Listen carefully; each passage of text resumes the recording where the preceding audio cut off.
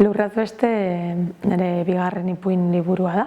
8 ipuin biltzen dira bertan eta oraintxe argitaratu berri dugu.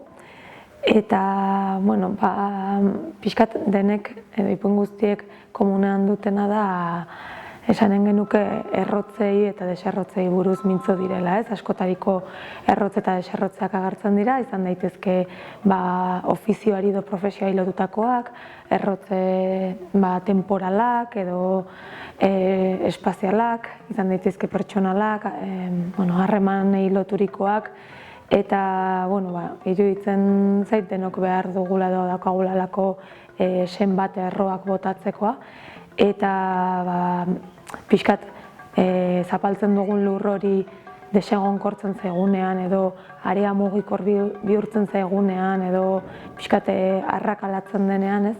Ze gertatzen da erro horiekin, nora lotzen ditugu, nondik askatzen ditugu, eta iruditzen zait ipuin guztiek badutela hori abia puntuan.